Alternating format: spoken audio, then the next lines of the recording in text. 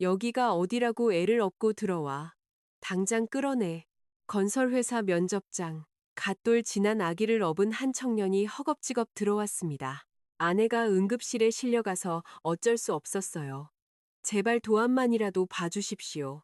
바로 그 순간 25년간 눈물 한 방울 보인 적 없는 냉혈한 오진숙 회장이 청년의 얼굴을 보자 그 자리에서 얼어붙었습니다. 도대체 이 아기 아빠의 얼굴에서 오진숙 회장이 본 것은 무엇이었을까요? 이야기 시작 전 구독과 좋아요를 눌러주세요. 지금 어디서 듣고 계신지 댓글 남겨주시면 그곳에 따뜻한 행운이 가득하기를 바라겠습니다. 서울 강남 한복판. 대한민국 건축업계의 정점이자 수만 명의 건축 전공자들이 꿈꾸는 직장인 가원건설 본사 빌딩이 아침 햇살을 받아 우뚝 서 있었습니다. 38층짜리 유리 외벽 건물은 하늘을 찌를 듯 솟아 있었고 로비의 대형 유리문 안쪽으로는 팽팽한 긴장감이 안개처럼 낮게 깔려 있었어요. 오늘은 가원건설 신입 건축 설계직 공채 면접이 있는 날이었습니다. 1층 로비의 대리석 바닥 위로 또각또각 구두굽 소리가 끊이지 않고 울려 퍼졌습니다. 명문대 졸업장을 품에 안은 엘리트 지원자들이 한치의 구김도 없는 명품 정장 차림으로 줄지어 앉아 있었어요. 누구 하나 입을 열지 않았습니다. 고개를 꼿꼿이 세운 채 긴장된 얼굴로 자기 차례만을 기다리고 있었죠. 바로 그때였어요. 로비 정면에 대형 유리 회전문이 벌컥 열리더니 이 차갑고 반듯한 공간과 도무지 어울리지 않는 초라한 행색의 청년 하나가 허겁지겁 들어왔습니다. 태윤이었습니다. 30살의 태윤은 낡고 물이 빠진 면바지에 깃이 잔뜩 눌린 셔츠 차림이었어요. 셔츠 소매 끝은 해져서 실밥이 풀려 있었고 구두 대신 신은 낡은 운동화 밑창은 한쪽이 벌어져 걸을 때마다 찍찍 소리를 냈습니다. 이마에는 전력 질주를 한 듯 땀방울이 송골송골 맺혀 있었고 숨이 턱 끝까지 차올라 거친 헐떡임이 조용한 로비에 적나라하게 울렸어요. 그런데 태윤의 등에는 낡은 포대기가 묶여 있었습니다. 그 안에서 이제 갓돌이 지난 아들 민준이가 작은 몸을 뒤척이며 칭얼거리고 있었어요. 아기의 가냘픈 울음소리가 대리석 로비 천장에 부딪혀 작게 메아리 쳤습니다. 태유는 한 손으로 포대기 밑을 받쳐 아이가 흔들리지 않게 단단히 고정하고 다른 한 손으로는 모서리가 다 달아터진 서류 가방을 가슴에 꼭 껴안은 채 숨을 몰아쉬며 안내 데스크를 향해 걸어갔습니다. 한 걸음 뗄 때마다 포대기 속 민준이의 몸이 가볍게 출렁였고 태유는 그때마다 본능적으로 등을 웅크려 아이를 감쌌어요. 주변의 면접 대기자들이 일제히 고개를 돌렸습니다. 눈살을 찌푸리는 사람, 대놓고 코웃음을 치는 사람, 옆 사람의 팔꿈치를 슬쩍 찌르며 수군거리는 사람. 시선이라는 칼날이 사방에서 태윤의 온몸을 에워쌌어요. 저 사람 뭐야? 애를 업고 면접장에 뛰어왔어? 여기가 동네 놀이터인 줄 아나 보네. 누군가의 입에서 터져나온 비웃음 섞인 조롱이 차가운 로비 안을 돌아다녔습니다. 바로 옆자리에 다른 지원자가 맞장구를 치듯 낮은 목소리로 코웃음을 쳤어요. 저런 사람이 가원건설에 지원한 거야? 보나마나 서류도 엉망이겠지. 경비실에서 걸러야 하는 거 아닌가? 킥킥대는 웃음소리가 대기석 여기저기서 터져 나왔습니다. 태유는 타는 듯한 얼굴로 고개를 더 숙였지만 이를 악물고 발걸음을 멈추지 않았어요. 안내 데스크에 다다르기도 전이었습니다. 깔끔하게 머리를 빗어넘기고 다림질이 칼같이 선 양복을 차려입은 인사팀장이 빠른 걸음으로 다가오더니 싸늘한 눈빛을 번뜩이며 태윤의 앞을 딱 가로막았어요. 이봐요. 인사팀장의 목소리는 날이 서 있었습니다. 지금 제정신입니까? 여기가 어디라고 신성한 면접장에 아기를 업고 쳐들어와서 소란을 피워요. 다른 지원자들한테 방해가 되잖아요. 호통 소리에 로비 전체가 쥐죽은 듯 조용해졌습니다. 대기석에 앉아있던 지원자들의 시선이 일제히 태윤에게 쏠렸어요. 누구도 태윤의 편을 들지 않았습니다. 오히려 당연하다는 듯 고개를 끄덕이거나 팔짱을 끼고 구경하는 눈빛이었죠. 태윤의 코끝이 시뻘겋게 달아올랐습니다. 입술이 파르르 떨렸어요.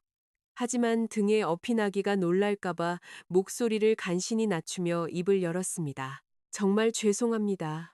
하지만 제 아내가 어젯밤 응급실에 실려가서 아이를 맡길 곳이 없었습니다. 부탁드립니다.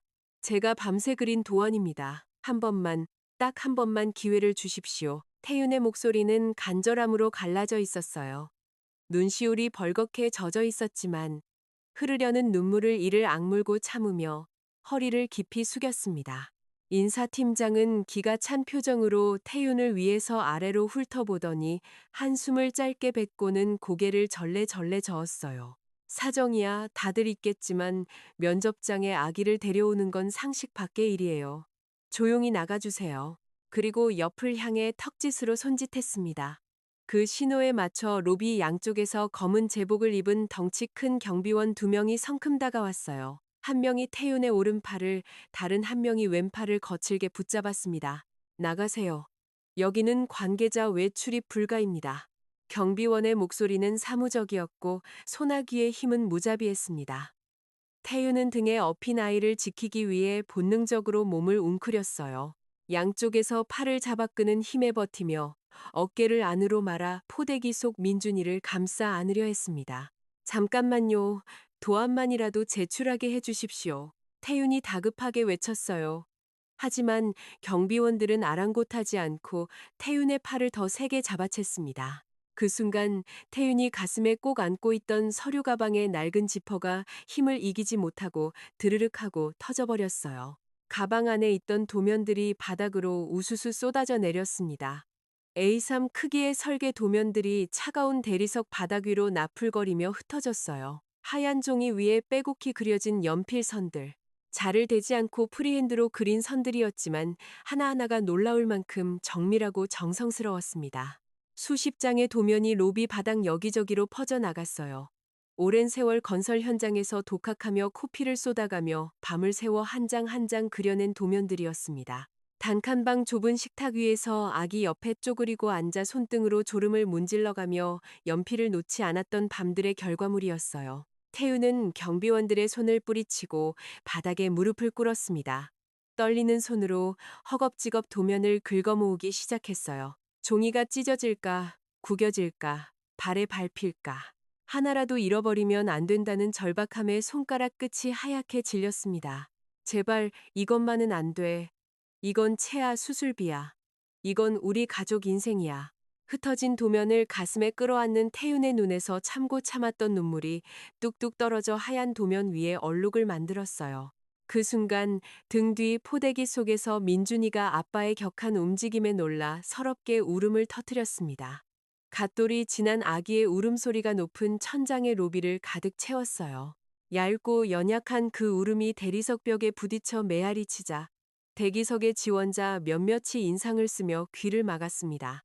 태윤은 무릎을 꿇은 채 한 손으로는 바닥에 도면을 쓸어 담고 다른 손으로는 등 뒤로 뻗어 포대기를 토닥토닥 두드리며 아이를 달래려 했어요. 하지만 떨리는 손으로는 어느 쪽도 제대로 할 수가 없었습니다. 민준아, 울지 마. 아빠가 여기 있어. 울지 마. 아들. 태윤의 입에서 아이를 달래는 떨리는 속삭임이 새어나왔어요. 서럽게 우는 아기의 등을 토닥이는 거친 손. 그 손등에는 시멘트와 철근을 붙잡느라 생긴 굳은 살이 두껍게 박혀 있었습니다. 도면 한 장 한 장에는 아내의 치료비가 서려 있었고 아이의 분유값이 배어 있었고 이 가족이 내일을 살아갈 유일한 희망이 담겨 있었습니다. 태유는 흐르는 눈물을 삼키며 구겨진 도면 뭉치를 가슴에 꼭 끌어안고 소리 없이 오열했어요. 바로 그 순간이었습니다. 로비 안쪽 깊숙한 곳. 일반인은 절대 이용할 수 없는 회장 전용 엘리베이터의 문이 소리 없이 양옆으로 갈라졌어요. 묵직하고 절제된 구두 소리가 대리석 바닥을 울리며 검은 정장의 수행원 4명을 앞뒤로 거느린 한 여성이 천천히 걸어 나왔습니다. 오진숙, 가원건설의 회장이었습니다. 예순의 나이가 무색할 만큼 꼿꼿한 자세와 날카로운 눈매를 가진 여성이었어요. 입술은 굳게 다물려 있었고 이목구비는 대리석 조각상처럼 차갑고 단단했어요. 업계에서 진숙은 전설과도 같은 인물이었습니다. 눈물 한 방울 흘리지 않는 냉철한 경영자. 남자들도 벌벌 떠는 이 사회에서 한치의 흔들림 없이 수천억 원의 결정을 내리는 철의 여인. 가원건설을 대한민국 건축업계의 정점으로 끌어올린 사람이었죠. 그 진숙이 로비의 모습을 드러내자 공기가 달라졌습니다. 면접 대기석에 앉아 있던 지원자들이 반사적으로 자리에서 벌떡 일어나 허리를 90도로 꺾었어요. 안내 데스크의 직원들은 고개를 숙인 채 두 손을 앞으로 모았고 로비를 오가던 임직원들은 벽 쪽으로 바짝 붙어 길을 비켰습니다. 숨소리조차 내지 못하는 정적이 로비 전체를 삼켰어요. 방금 전까지 태윤을 향해 킥킥대며 수군거리던 지원자들도 입을 꾹 다물고 시선을 바닥에 고정했습니다. 진숙은 로비를 가로질러 걸었습니다. 오늘은 면접 현황을 잠깐 확인하고 곧장 외부 미팅으로 나갈 예정이었어요. 무표정한 얼굴의 시선은 정면만을 향하고 주변의 소란 따위에는 눈길 한번 주지 않을 참이었습니다. 로비 한쪽 구석에서 벌어진 소동이 시야 가장자리에 걸렸어요. 무릎을 꿇고 바닥에 흩어진 종이를 줍고 있는 초라한 사내, 그 등에 묶인 낡은 포대기와 그 안에서 서럽게 울고 있는 아기. 진숙은 그 광경을 무심히 흘겨보며 지나치려 했습니다. 면접장에서 소란을 피우는 지원자라면 인사팀에서 알아서 처리할 일이었으니까요. 그런데 바로 그 순간이었어요. 경비원의 손길을 뿌리치고 구겨진 도면을 가슴에 끌어안던 태윤이 고개를 들었습니다. 인사팀장을 올려다보며 무언가를 말하려는 듯 턱을 치켜든 것이었어요. 눈시울은 벌겋게 젖어 있었지만 눈물이 그렁그렁한 그 눈동자 안에는 절대로 길을 꺾지 않겠다는 고집스럽고 단단한 빛이 서려 있었습니다. 바로 그 눈동자가 걸어가던 진숙의 시야에 정면으로 부딪혔어요. 진숙의 발이 멈췄습니다. 아니, 멈춘 게 아니었어요. 온몸의 세포가 동시에 얼어붙은 것이었습니다. 마치 누군가가 등 뒤에서 얼음물 한 양동이를 쏟아부은 것처럼. 머리끝부터 발끝까지 전율이 번개처럼 관통했어요. 저 눈매, 강단 있는 눈꼬리와 굳건한 콧날, 그리고 억울하고 서러운 상황에서도 절대로 고개를 숙이지 않는, 세상의 어떤 불의 앞에서도 눈빛을 꺾지 않는 저 특유의 고집스러운 표정. 진숙은 숨을 쉴 수 없었습니다. 25년 전 세상을 떠난 남편의 젊은 시절 모습이었어요. 세상 누구보다 정직하고 세상 누구보다 고집스럽고 그래서 세상 누구보다 사랑했던 그 남자의 얼굴이 25년이라는 세월을 뚫고 지금 눈앞에 살아서 있었습니다. 소름이 등줄기를 타고 올라왔어요. 진숙의 눈동자가 미세하게 떨리기 시작했어요. 굳게 다물었던 입술 사이로 거친 숨이 새어나왔습니다. 아니야, 아닐 거야. 등 뒤에서 비서실장 현석의 조심스러운 목소리가 들렸어요. 회장님, 어디 불편하십니까? 안색이 많이 안 좋으십니다. 진숙의 시선은 바닥에 무릎을 꿇고 도면을 끌어안은 채 고개를 치켜든 태윤의 얼굴에 못 박혀 있었습니다. 바로 그때 사태를 파악한 인사팀장이 얼굴이 하얗게 질린 채 허둥지둥 뛰어오더니 진숙 앞에서 허리를 반으로 꺾었어요. 죄송합니다, 회장님. 면접장 관리가 미흡했습니다.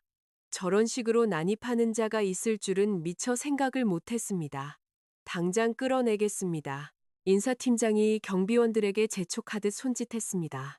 뭐하나, 빨리 저 사람 내보내. 경비원들이 다시 태윤의 양팔을 붙잡으려 다가갔습니다. 거친 손이 태윤의 팔뚝을 움켜쥐려는 바로 그 찰나였어요. 그만둬. 로비의 공기가 얼어붙었습니다. 낮지만 묵직한, 그리고 목구멍 깊은 곳에서 찢어져 나오는 듯한 서슬퍼런 외침이었어요. 그것은 대한민국 건축업계의 정점에서 수천 명의 직원을 거느려온 오진숙 회장의 명령이었습니다. 경비원들의 손이 허공에서 얼어붙었어요. 인사팀장의 입이 반쯤 벌어진 채 굳어졌습니다. 로비에 있던 모든 사람들이 숨을 멈추고 회장을 바라봤어요. 진숙은 얼어붙은 인사팀장에게 시선을 돌리지도 않은 채 낮게 내뱉었습니다. 아무도 손대지 마. 내가 직접 얘기할 테니 전부 물러서 있어. 인사팀장은 입만 벌렸다 닫았다를 반복하며 뒷걸음질 쳤고 경비원들도 황급히 두 걸음을 물러섰어요. 진숙은 자신도 모르게 움직이고 있었습니다. 한 발짝 또 한 발짝. 이성이 멈추라고 소리쳤지만 다리가 말을 듣지 않았어요. 마치 보이지 않는 힘이 등을 밀어내듯 진숙의 몸은 바닥에 무릎을 꿇고 있는 태윤을 향해 저절로 끌려갔습니다. 태윤의 이마에 맺힌 땀방울이 보였습니다. 아이를 지키려고 웅크린 거친 손등에 굳은 살이 보였어요. 포대기 속에서 아직도 흐느끼고 있는 아기의 가느다란 울음소리가 들렸습니다. 진숙의 심장 밑바닥에서 뜨거운 해일이 일어나 온몸을 휘감았어요. 가슴이 찢어지는 것 같았습니다. 설명할 수 없는 감정이었어요. 태유는 바닥에 무릎을 꿇은 채 자신을 향해 다가오는 여회장을 올려다봤습니다.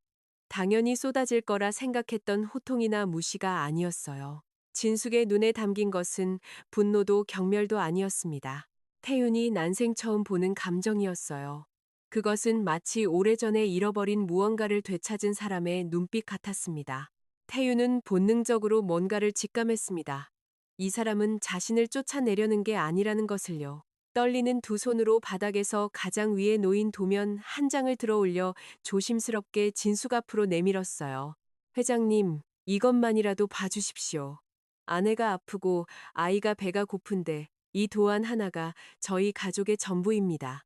부탁드립니다. 진숙의 눈꺼풀이 한 번 떨렸습니다. 부들부들 떨리는 손으로 태윤이 내민 도면을 받아들었어요. 종이를 쥔 손가락에 힘이 들어가 손등에 핏줄이 도드라졌습니다.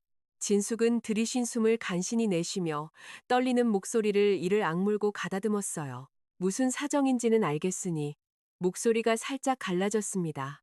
진숙은 한 번 마른 침을 삼키고 다시 입을 열었어요. 우선 이 도안만 두고 오늘은 돌아가게. 결과는 따로 통보하겠네. 태유는 자신의 귀를 의심했습니다.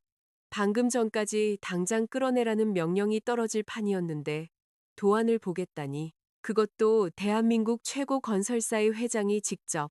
태윤의 눈에 뜨거운 것이 차올랐어요. 떨리는 입술로 간신히 한마디를 뱉어냈습니다. 감사합니다. 정말 감사합니다. 태윤은 바닥에서 나머지 도면을 서둘러 추스른 뒤 허리를 깊이 숙이고 비틀거리는 걸음으로 로비를 빠져나갔습니다. 등에 업힌 민준이가 여전히 가늘게 흐느끼고 있었지만 태윤의 가슴 속에는 한 줄기 빛이 가느다랗게 스며들고 있었어요. 유리 회전문 너머로 태윤의 초라한 뒷모습이 사라질 때까지 진숙은 그 자리에 서서 꼼짝도 하지 못했습니다. 굳게 다물었던 입술이 미세하게 떨렸고 도면을 쥔 손가락 마디마디가 하얗게 질려 있었어요. 비서실장 현석이 반발짝 다가서며 낮은 목소리로 물었습니다. 회장님, 괜찮으십니까? 차를 가져올까요? 진숙은 대답하지 않았어요. 태윤의 뒷모습이 사라진 유리문을 한참 동안 바라보다가 턱을 가볍게 치켜들며 입을 열었습니다. 강 실장. 저 청년. 이름이 뭐였지? 현석이 재빨리 태블릿을 확인했어요. 남태윤 30살입니다. 건축 설계직 공채 지원자로 되어 있습니다. 남태윤. 진숙은 그 이름을 소리 없이 한 번 더 되뇌었습니다.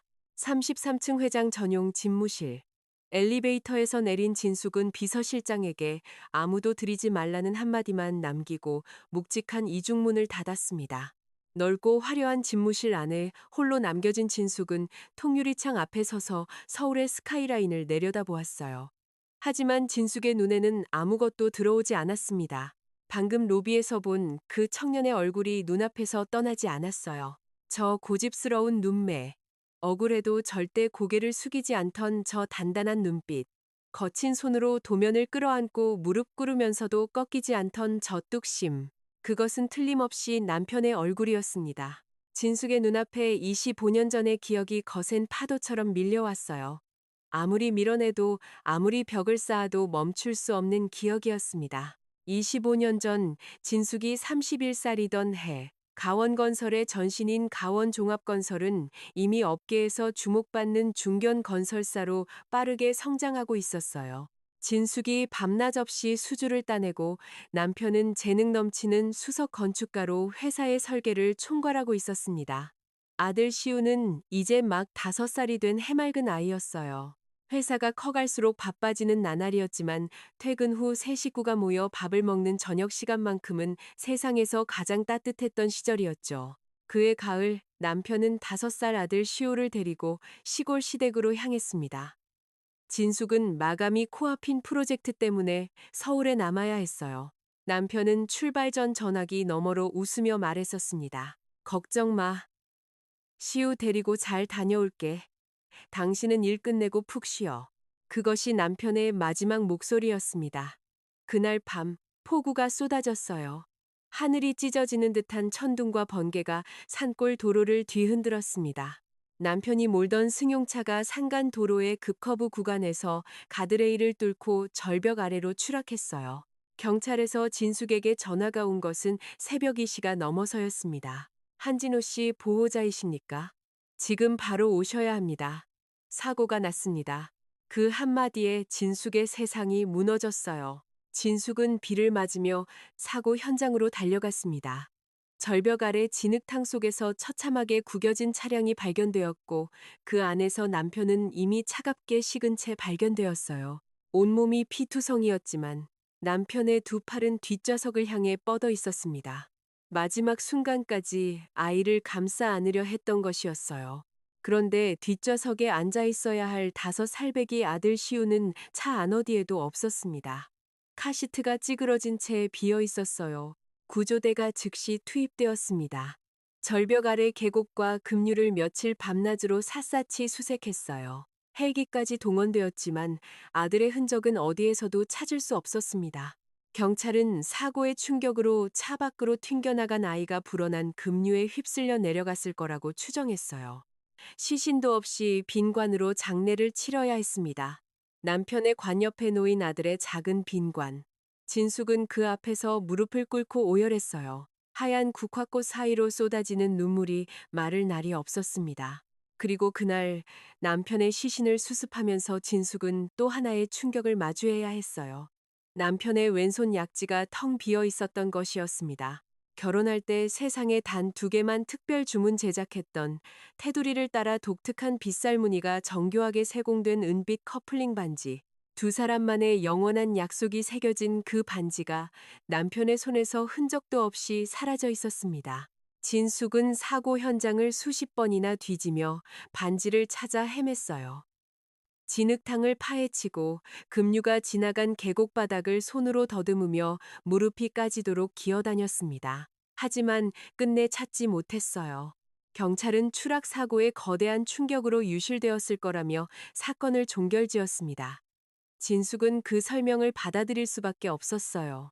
하지만 가슴 한구석에서는 무언가 풀리지 않는 매듭이 단단하게 조여왔습니다. 아들도 반지도 아무런 흔적 없이 사라져버렸다는 것이 도무지 납득이 되지 않았거든요. 그날 이후 진숙은 자신의 왼손 약지에 낀 반지를 단 한 번도 빼지 않았습니다. 세상에 남은 유일한 한 짝, 남편과의 마지막 연결고리. 진숙은 그 반지를 보며 25년을 버텼어요. 슬픔을 지우려 독하게 일만 했습니다. 눈물 대신 이를 악물었고 그리움 대신 야근을 택했어요. 남편이 떠난 뒤 홀로 경영의 짐을 짊어진 진숙은 성장 중이던 중견 건설사를 대한민국 건축업계의 정점인 가온건설로 키워냈습니다. 철의 여인이라 불리게 된 건 그 때문이었죠. 하지만 매년 비가 쏟아지는 가을이 오면 진숙은 아무도 없는 집무실에서 혼자 가슴을 쥐어짜며 울었어요. 25년 동안 단 하루도 남편과 아들을 잊은 적이 없었습니다. 긴 회상에서 깨어난 진숙은 통유리 창에 이마를 기댄 채 깊은 한숨을 내쉬었어요. 눈가가 젖어 있었습니다. 진숙은 손등으로 눈물을 닦아내고 천천히 책상으로 돌아왔습니다. 책상 위에 태윤이 두고 간 도면이 놓여 있었어요. 아까 현석이 문 안쪽으로 슬며시 들어와 회장님, 아까 그 지원자가 두고 간 도면입니다. 책상 위에 올려놓겠습니다. 라고 조용히 말하고 나간 것이었습니다. 진숙은 의자에 앉아 떨리는 손으로 도면을 한 장 한 장 펼치기 시작했어요. 요즘 지원자들이 가져오는 세련된 컴퓨터 그래픽 도안과는 완전히 달랐습니다. 투박한 연필선으로 한 땀 한 땀 정성스럽게 그려낸 아날로그 설계도였어요. 군데군데 지우개로 지운 흔적이 있었고 도면 가장자리에는 밤을 새운 듯 커피 얼룩이 번져 있었습니다. 하지만 그 투박한 선들이 담고 있는 내용은 결코 투박하지 않았어요. 도면을 살펴보던 진숙의 눈이 점점 커지기 시작했습니다. 건물의 핵심 구조는 바람이 저절로 통하는 바람길을 중심으로 설계되어 있었어요. 거센 비바람을 막아주면서도 여름이면 시원한 바람이 건물 안을 관통하도록 섬세하게 계산된 구조였습니다. 그리고 건물 1층 전면에는 누구나 들어와 앉아 쉴 수 있는 넓은 툇마루가 그려져 있었어요. 바람길이 스스로 통하고 툇마루가 있어 비바람에 지친 사람들이 들어와 편히 쉴 수 있는 단단한 집. 진숙의 두 손이 도면 위에서 멈췄습니다. 손가락이 부들부들 떨리기 시작했어요. 이 철학을 진숙은 알고 있었습니다. 너무나도 잘 알고 있었어요. 오래전 남편과 함께 건축학도 시절을 보내던 그때, 학생 시절 나란히 엎드려 미래를 꿈꾸며 서툰 연필로 도면을 그리던 그 밤들, 세상에서 가장 약한 사람들도 편히 쉴 수 있는 따뜻하고 단단한 집을 짓자며 두 사람이 나누었던 둘만의 소중한 설계 철학이었습니다. 그 꿈의 도안을 어떤 학교에서도 어떤 교과서에서도 배울 수 없는 둘만의 철학을 지금 눈앞에 30살 청년이 그대로 그려내고 있었어요. 진숙은 두 손으로 입을 막았습니다. 손가락 사이로 짓누르는 신음이 새어나왔어요. 심장이 미친 듯이 요동쳤습니다. 도면 위에 투박한 연필선 하나하나에서 죽은 남편의 손길이 느껴지는 것 같았어요. 이건 정말 우연일까? 닮은 얼굴만으로도 온몸이 얼어붙었는데 이 청년은 남편과 똑같은 설계 철학까지 가지고 있었어. 진숙의 온몸을 기묘한 전율이 감쌌습니다. 손끝이 저릿저릿하고 등줄기를 타고 소름이 끊임없이 솟아올랐어요. 진숙은 도면을 가슴에 끌어안은 채 의자 등받이에 몸을 기대고 천장을 올려다봤습니다. 눈에서 눈물이 한 줄기 흘러내렸어요. 그리고 다음 순간 진숙의 눈빛이 달라졌습니다. 진숙은 책상 위에 내선 전화기를 거칠게 집어들었어요. 버튼을 누르는 손끝에 힘이 잔뜩 들어가 있었습니다. 비서실의 신호음이 한 번 울리기도 전에 진숙이 먼저 입을 열었어요. 강 실장, 당장 그 청년한테 연락해. 내일 오전 9시 회장 주재 특별 2차 면접을 잡아. 아기 동반 허용한다고 전해. 수화기 너머로 현석이 잠시 말을 잃은 듯한 침묵이 흘렀어요. 회장이 직접 면접을 주재한다는 것은 가원건설 역사상 전례가 없는 일이었으니까요. 하지만 20년간 진숙을 모셔온 현석은 추가 질문 없이 알겠다고 답했습니다. 진숙은 전화를 끊고 도면을 다시 펼쳤어요. 투박한 연필선을 따라 손가락 끝이 천천히 움직였습니다. 마치 남편의 손을 더듬는 것처럼 조심스럽고 간절한 손길이었어요. 한편 가원건설 본사를 나선 태윤의 발걸음은 납덩이를 매단 것처럼 무거웠습니다. 오진숙 회장이 도면을 받아주기는 했지만 면접장에 아기를 업고 난입해서 소란을 피운 지원자를 누가 뽑아주겠어요? 규정 위반의 경비원까지 불려 나왔는데 아무리 생각해도 기회는 끝난 거나 다름없었습니다. 태윤은 걸음을 옮길 때마다 자책이 가슴을 짓눌렀습니다. 그 귀한 도면만 공짜로 갖다 바친 꼴이 되어버린 거였죠. 포대기 속 민준이가 배가 고픈지 칭얼칭얼 보채기 시작했습니다. 작은 주먹으로 태윤의 등을 두드리며 울음을 터뜨리려는 아들의 등을 쓰다듬으며 태윤은 고개를 푹 숙인 채 병원을 향해 걸었습니다. 주머니 속에는 버스비도 빠듯한 잔돈 몇 푼뿐이었거든요.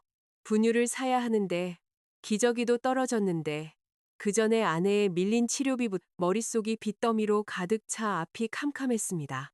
종합병원 중환자실 앞에 도착한 태우는 유리창 너머를 바라보았습니다. 차가운 기계들이 빼곡하게 둘러싼 병상 위에 하얗게 질린 얼굴로 간신히 숨만 쉬며 누워있는 아내 채아의 모습이 보였죠. 코와 입에는 산소 호스가 연결되어 있었고 팔뚝에 꽂힌 수액줄이 서글프게 흔들리고 있었습니다. 위태로운 심장 박동 모니터의 삐삐 소리만이 유리창 너머로 희미하게 들려왔어요. 태유는 유리창에 이마를 꼭 갖다 댄 채 소리 없이 흐느꼈습니다. 채아야, 미안해. 내가 못나서 면접 기회도 제대로 못 잡고 도안만 두고 왔어. 유리창에 뜨거운 입김이 서리고 눈물이 턱을 타고 뚝뚝 떨어졌습니다. 유리 너머 안에는 그 울음소리를 듣지 못했습니다. 들을 수 없었죠. 태윤과 채아, 이 부부에게는 세상이 아는 것보다 훨씬 길고 아픈 사연이 있었습니다. 두 사람은 부모의 얼굴조차 모르는 보육원 출신이었거든요. 태윤은 5살 때 기억을 잃은 채 보육원에 맡겨졌고 채아는 태어나자마자 보육원 앞에 버려진 아이였습니다. 같은 보육원에서 자란 둘은 어린 시절부터 남매처럼 서로의 상처를 보듬으며 컸죠. 나이 많은 아이들에게 괴롭힘을 당하는 채아를 태윤이 막아섰고 밤마다 기억을 잃어 부모님을 찾으며 오는 태윤의 등을 채아가 토닥여 주었어요. 둘은 보육원 뒤뜰에 나란히 앉아 하늘을 올려다보았습니다. 서로 말은 안 했지만 둘 다 같은 생각을 하고 있었죠. 우리한테도 언젠가 가족이 생길까. 세상에 단둘이 내던져진 고아들이었지만 원망 한번 하지 않았습니다. 태유는 건설 현장에서 벽돌을 나르고 철근을 묶으며 일당을 벌었고 채아는 새벽 식당에서 설거지를 하며 돈을 모았죠. 작은 반지하 단칸방에 둘이서 신혼살림을 차렸을 때 이불 하나에 냄비 하나가 전 재산이었습니다. 하지만 그게 서럽지 않았어요. 서로가 있으니까요. 지독하게 착하고 지독하게 성실한 사람들이었습니다. 피부치 하나 없던 이 부부에게 1년 전 기적처럼 찾아온 생명이 있었습니다. 아들 민준이었죠. 태어나는 순간부터 이 아이는 부부에게 목숨보다 소중한 축복이자 세상의 전부였습니다. 민준이가 처음 웃었던 날 태윤과 채아는 반지하 단칸방에서 둘이 껴안고 펑펑 울었어요. 드디어 우리에게도 가족이 생겼구나. 우리도 누군가의 엄마, 아빠가 된 거구나. 그 벅찬 감격을 평생 잊을 수 없었거든요. 하지만 하늘은 이 착한 부부에게 또 한 번의 시련을 내렸습니다. 아내 채아는 출산 직후부터 신장 기능이 급격히 망가지는 만성 신부전증을 앓게 된 거였어요. 주기적인 혈액투석 없이는 하루도 버틸 수 없는 몸이 되었습니다. 매주 두세 번씩 투석실에 누워 온몸의 피를 기계에 통과시켜야 했고, 투석이 끝나면 하루 종일 기운이 없어 침대에서 일어나지도 못했죠. 태윤이 건설 현장에서 뼈가 부서져라 일해 벌어오는 일당은 아내의 투석 비용과 아기 기저귀 값을 대기에도 턱없이 부족했습니다. 사채 빚은 눈덩이처럼 불어났고 독촉 전화는 하루에도 몇 번씩 걸려왔습니다. 그래도 태윤은 이를 악물고 버텼어요. 가원건설의 면접이 이 가정을 구원할 유일한 동아줄이었으니까요. 독학으로 코피를 쏟아가며 밤을 새워 도면을 그렸던 겁니다. 그런데 면접 전날 밤 아내 채아가 쓰러졌습니다. 남편에게 부담을 조금이라도 덜어주겠다며 아픈 몸을 이끌고 몰래 편의점 야간 알바를 하러 나갔던 거예요. 태윤이 도면을 그리느라 정신이 팔려 있는 사이 채아는 쪽지 한 장만 남기고 집을 나섰습니다. 여보, 분유값이라도 벌어올게. 걱정 마.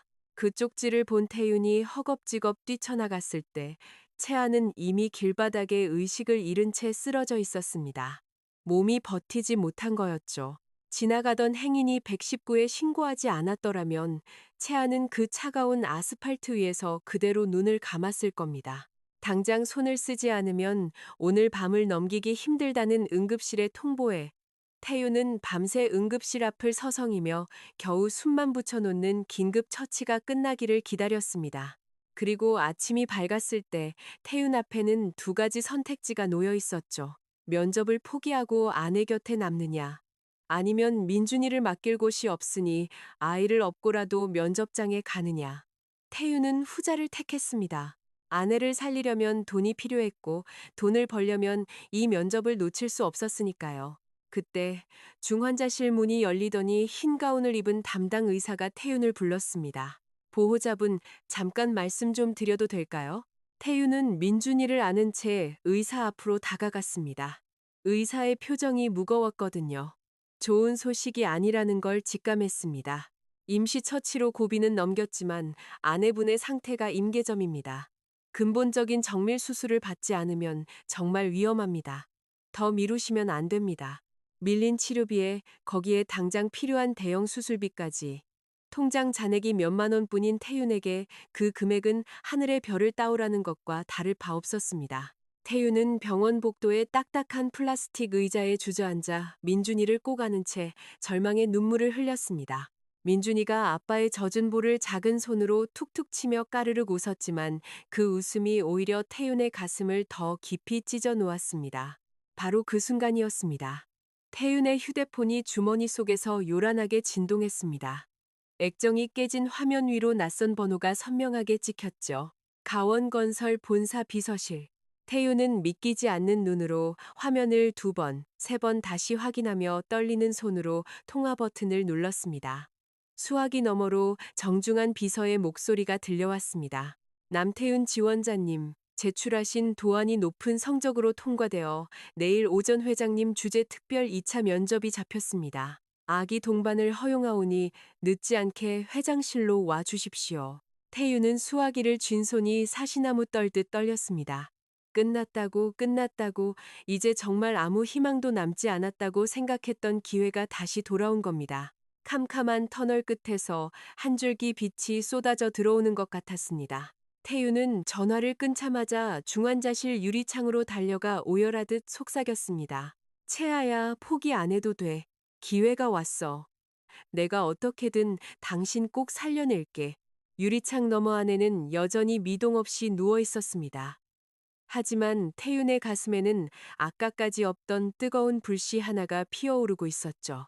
다음 날 아침, 태윤은 다시 한번 낡은 포대기에 아들 민준이를 꼭 업고 가원건설 본사 빌딩 앞에 섰습니다. 어제와 같은 건물이었지만 태윤의 눈빛은 어제와 달랐어요. 밤새 중환자실 복도 의자에서 뜬 눈으로 밤을 보냈기에 눈 밑에 짙은 그림자가 드리워져 있었지만 눈동자만큼은 단단하게 빛나고 있었습니다. 병원 화장실 거울 앞에서 물로 얼굴을 씻고 구겨진 셔츠를 손으로 최대한 펴입었지만 다리미를 댄 것처럼 말끔해질 리는 없었죠. 그래도 태유는 깃을 바로잡고 가방끈을 고쳐맸습니다. 이것이 아내를 살릴 수 있는 마지막 기회라는 걸 알고 있었으니까요. 어제 쫓겨나다시피 나왔던 그 로비를 다시 지나야 한다는 것이 두렵지 않았느냐고 묻는다면 거짓말이겠죠. 하지만 중환자실 유리창 너머에서 간신히 숨만 쉬고 있는 아내를 떠올리면 두려움 따위는 사치였습니다. 태유는 이를 악물고 정문을 밀었어요. 안내 데스크에서 비서실 직원이 태윤을 기다리고 있었습니다. 어제와는 사뭇 다른 정중한 태도로 태윤을 맞이하더니 회장 전용 엘리베이터 앞까지 직접 안내해 주었어요. 어제 자신을 한심하다는 눈으로 바라보던 바로 그 로비를 오늘은 비서의 에스코트를 받으며 걸어가는 묘한 기분이었습니다. 어제의 수모가 떠올라 코끝이 시큰했지만 태우는 고개를 똑바로 들고 걸었어요. 엘리베이터가 33층에 멈추자 육중한 이중 방음문이 소리 없이 양쪽으로 열렸어요. 문이 열리는 순간 도시의 소음이 완벽하게 차단된 거대하고 화려한 회장 전용 집무실이 모습을 드러냈습니다. 태우는 자기도 모르게 숨을 삼켰어요. 바닥부터 천장까지 이어진 통유리창 너머로 서울의 전경이 한눈에 내려다 보였습니다. 그 공간의 한가운데 넓은 책상 뒤 상석에 진숙이 조각상처럼 앉아 있었어요. 어제 로비에서 보았던 것과 똑같은 차가운 무표정이었지만 눈 밑에 깊게 패인 그림자가 이 사람도 어젯밤 잠을 이루지 못했음을 말해주고 있었습니다. 책상 위에는 태윤이 어제 두고 간 도면들이 이미 넓게 펼쳐져 있었고 곳곳에 진숙이 직접 메모한 포스트잇이 빼곡히 붙어 있었어요. 밤새 이 도면을 들여다보았다는 뜻이었죠. 진숙의 양옆으로 임원 2명이 배석해 앉아 있었고 비서실장 현석이 한 걸음 뒤에 서 있었습니다. 태윤은 화려한 방 안에서 자신의 낡은 포대기와 모서리가 다른 가방이 한없이 초라해 보인다는 걸 알고 있었습니다. 하지만 눈빛만큼은 흔들리지 않았어요. 허리를 깊이 숙여 인사했습니다. 남태윤입니다. 이런 기회를 주셔서 감사합니다. 진숙은 저 인사를 받는 순간 가슴 속에서 또다시 쿵쿵 요동치는 감정을 느꼈어요. 하지만 진숙은 이를 악물고 감정을 억눌렀습니다. 지금은 감정에 흔들릴 때가 아니었어요. 이 청년의 재능이 단순한 우연의 일치인지 아니면 진짜 천재성인지를 냉철하게 검증해야 했으니까요. 진숙은 차가운 가면을 쓴 채 턱짓으로 맞은편 의자를 가리켰습니다. 태유는 등에 업힌 민준이가 깨지 않도록 상체를 꼿꼿이 세운 채 의자 끝에 조심스럽게 걸터 앉았어요. 무릎 위에 낡은 서류 가방을 올려놓고 떨리는 두 손을 허벅지 위에서 꽉 쥐었습니다. 진숙은 책상 위에 태윤이 제출한 도면을 넓게 펼쳐 놓았어요. 어젯밤 눈물 자국이 번져 있는 그 도면이었죠. 진숙은 도면 위에 특정 구역을 손가락으로 짚으며 날카로운 질문을 던졌습니다. 남태윤 지원자. 자네가 그린 이 바람길 구조 설계는 아주 독창적이더군. 하지만 한 가지 물어보겠네. 이 상업지구 빌딩과 연결되는 서쪽 섹션의 공간 구조를 보면 겨울철 돌풍이 그대로 유입될 리스크가 있어. 진숙의 목소리는 낮고 또렷했고 거절을 허용하지 않는 매서운 무게가 실려 있었습니다. 이 부분에 대한 구조적 보완이나 자네만의 구체적인 해결 대책이 있다면 지금 설명해 보게. 배석한 임원 두 명이 의미심장한 눈빛을 교환했어요. 현장 경험도 학벌도 없는 무명의 청년에게 회장이 직접 기술적 질문을 던지는 것 자체가 이례적인 일이었으니까요. 태유는 마른 침을 삼켰습니다. 심장이 미친 듯이 뛰었지만 이 질문에 대한 답은 이미 머릿속에 있었어요. 수백 번 현장에서 바람을 맞으며 몸으로 체득한 답이었거든요. 네, 회장님. 그 부분은 서쪽의 겨울 돌풍을 막아주면서도 여름에는 자연 기류를 유입시킬 수 있는 유선형 가벽 구조를 도입하면 해결됩니다. 가벽에 맞춰 설계하면 돌풍은 자연스럽게 우회시키면서 여름바람은 건물 안쪽까지 끌어들일 수 있습니다. 태윤의 목소리는 처음에 약간 떨렸지만 설명이 이어질수록 점점 단단해졌어요. 눈빛에 확신이 차오르고 어깨가 펴졌습니다. 자기가 가장 잘하는 것에 대해 말할 때 이 청년은 완전히 다른 사람이 되었죠. 진숙의 눈빛이 미세하게 흔들렸습니다. 배석한 임원들도 고개를 갸웃거리며 서로를 돌아보았어요. 막힘없이 쏟아져 나오는 청년의 대답은 교과서에서 외운 이론이 아니었습니다. 바람과 햇살을 온몸으로 부딪히며 터득한 살아있는 지식이었어요. 진숙은 감탄을 겉으로 드러내지 않은 채 한 단계 더 날카로운 요구를 던졌습니다. 말로는 쉽지만 실제 구현은 다를 텐데 직관적으로 이해할 수 있도록 이 자리에서 직접 도면 위에 보안 드로잉을 해보겠나? 이것은 사실상 시험이었어요. 말로만 그럴듯하게 꾸미는 건지 진짜 실력이 있는 건지를 단번에 판가름하는 냉혹한 검증이었죠. 태유는 잠시 숨을 골랐습니다. 그리고 고개를 끄덕이며 낡은 가방에서 연필 한 자루를 꺼냈어요. 지우개가 다 닳아서 금속 태만 남은 자루 끝이 이빨 자국으로 울퉁불퉁한 연필이었습니다. 이 연필 한 자루로 밤을 새워가며 수백 장의 도면을 그려온 태윤의 전 재산이었죠. 태윤은 도면 앞으로 깊숙이 몸을 숙이고 연필 끝을 종이 위에 댔습니다. 사각사각. 짧게 다른 몽당 연필이 도면 위를 거침없이 미끄러져 갔습니다. 자도 되지 않은 손으로 그어내는 선들이었지만 한치의 흔들림도 없이 정밀하고 정확했습니다. 학교에서 이론으로 배운 손놀림이 아니었어요. 비가 오나 눈이 오나 거친 현장에서 땀 흘리며 수천 번 도면을 수정해온 실전의 무게가 연필 끝에 고스란히 실려 있었죠. 가벽이 종이 위에서 살아 움직이는 것 같았고 바람이 벽을 타고 흘러가는 흐름이 눈앞에 보이는 듯 했습니다. 진숙은 팔짱을 낀 채 그 모습을 유심히 바라보고 있었습니다. 처음에는 도면의 완성도를 확인하기 위한 냉정한 시선이었습니다. 하지만 시간이 흐를수록 진숙의 눈은 도면이 아닌 다른 곳에 붙잡혀가고 있었죠. 선을 그을 때 연필을 살짝 기울이는 독특한 각도, 검지와 중지 사이에 연필을 끼우는 세밀한 손가락의 위치, 곡선을 그릴 때 무의식적으로 손목을 안쪽으로 꺾는 습관, 그리고 깊은 집중에 빠질 때마다 무의식적으로 아래 십수를 살짝 깨무는 버릇까지 그 하나하나가 진숙의 기억 속 깊은 곳에 잠들어 있던 누군가의 모습을 흔들어 깨우고 있었습니다. 대학생 시절 도화지를 펼쳐놓고 연필을 쥐던 남편의 손, 바로 그 손이었습니다. 세상 그 누구에게도 가르침받지 않은 남편만의 특유한 버릇이 눈앞의 청년에게서 살아 숨쉬고 있었거든요. 진숙의 가슴이 거세게 뛰기 시작했고 눈시울이 시큼하게 달아올랐습니다. 진숙은 속으로 되뇌었습니다. 안 돼, 침착해야 해. 그저 닮은 사람일 뿐이야. 하지만 심장은 머리의 말을 듣지 않았습니다. 옆에 선 임원 하나가 태윤의 드로잉에 감탄하며 낮은 목소리로 속삭였습니다. 대단하군요. 저런 속도로 프리핸드 드로잉을 이 정도 정밀도로 해내다니 설계팀에서도 쉽지 않은 수준인데요. 다른 임원이 받아쳤습니다. 학벌이 전부가 아니라는 걸 증명하는 청년이네요. 저런 실전 감각은 현장에서 10년은 굴러야 나오는 겁니다.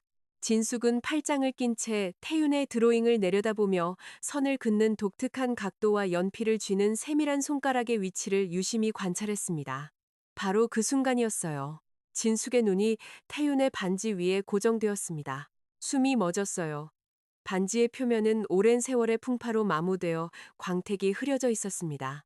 하지만 테두리를 따라 정교하게 새겨진 특유의 무늬는 세월도 지우지 못했습니다. 형광등 불빛을 받아 반짝이는 그 독특한 빗살무늬가 진숙의 눈동자에 선명하게 밝혔습니다. 진숙은 순간 머리를 둔기로 한 대맞은 듯 온몸의 피가 거꾸로 솟구치는 거대한 충격을 받았습니다. 진숙은 파르르 떨리는 자신의 왼손을 천천히 들어 올렸습니다.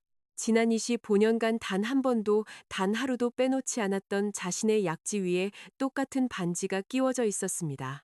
빗살문의 은빛 테두리, 세상에 단 두 개만 존재하는 커플링, 태윤의 손가락 위에 끼워져 있는 반지는 진숙의 반지와 완벽한 쌍을 이루고 있었습니다.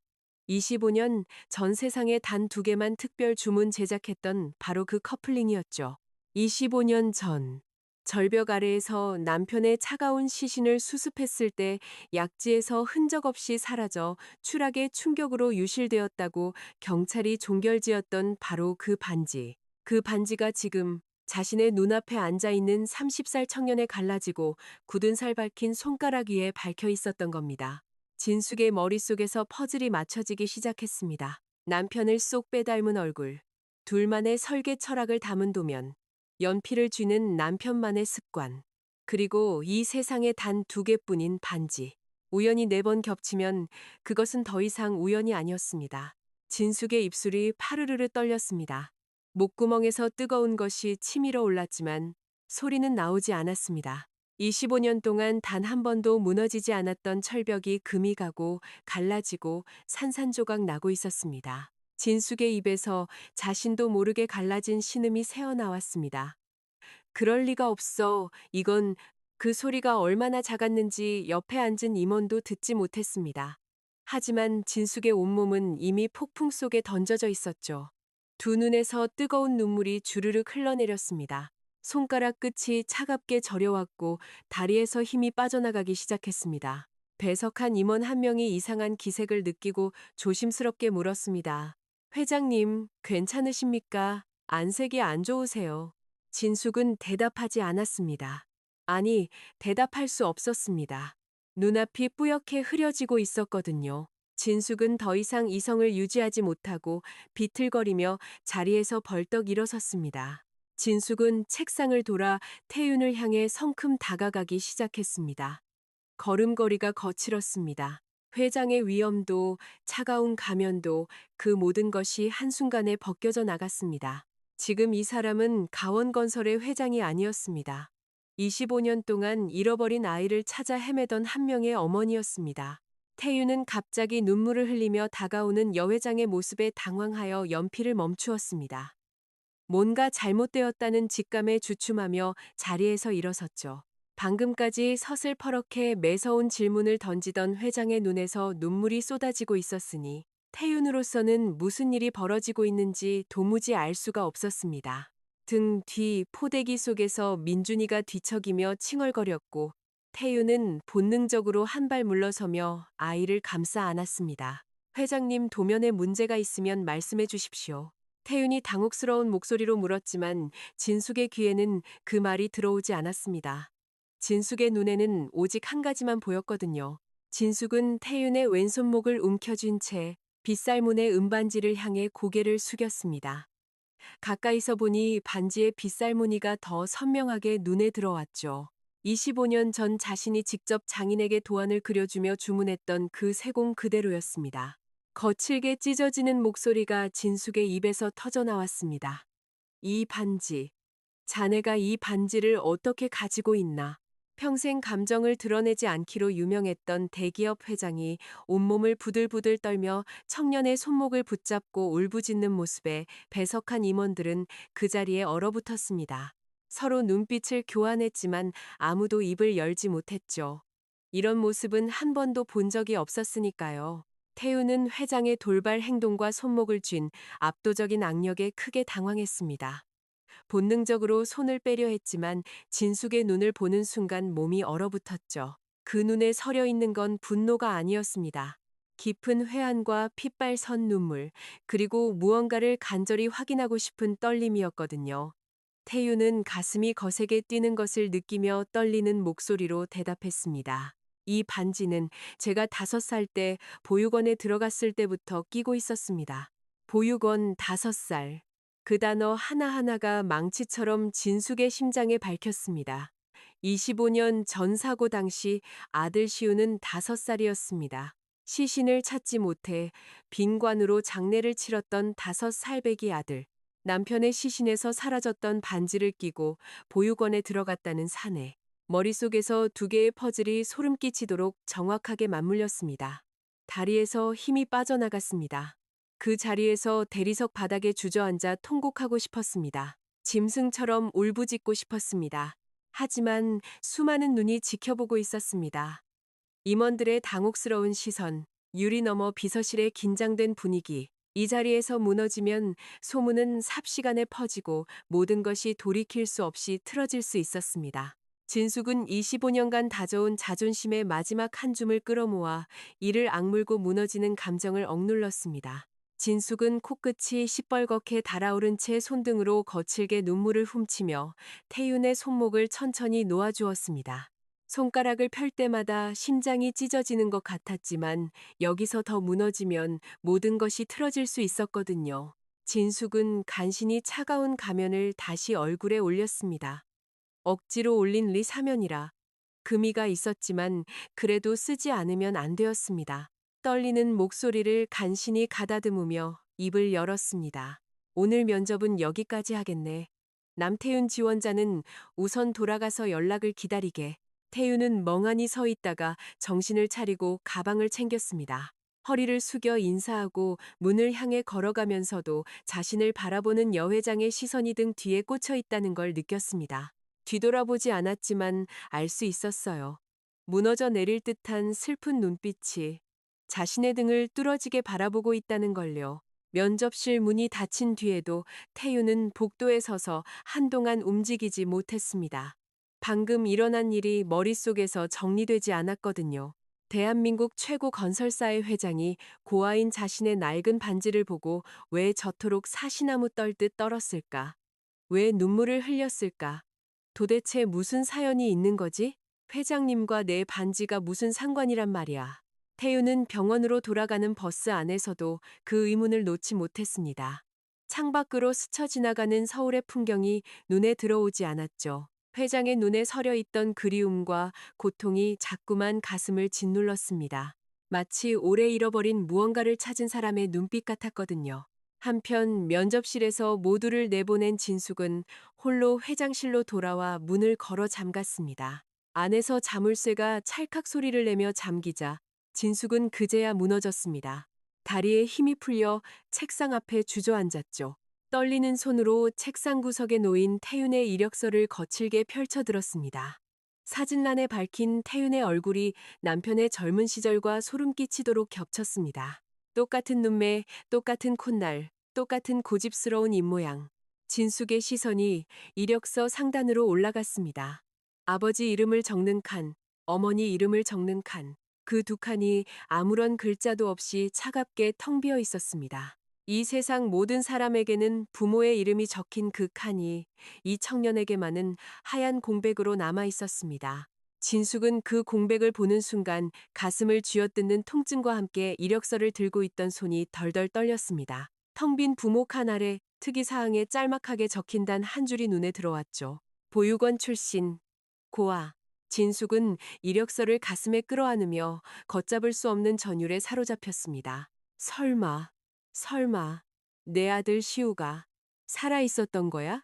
갈라진 목소리가 텅 빈 집무실을 울렸습니다. 진숙은 2 눈을 질끈 감고 이를 악물었습니다. 아직 확신할 수 없었습니다. 아직은, 하지만 심장은 이미 대답을 알고 있었죠.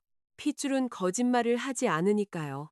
진숙은 눈물을 훔치고 즉시 내선 전화를 들어 비서실장 현석을 극비리의 방으로 불렀습니다.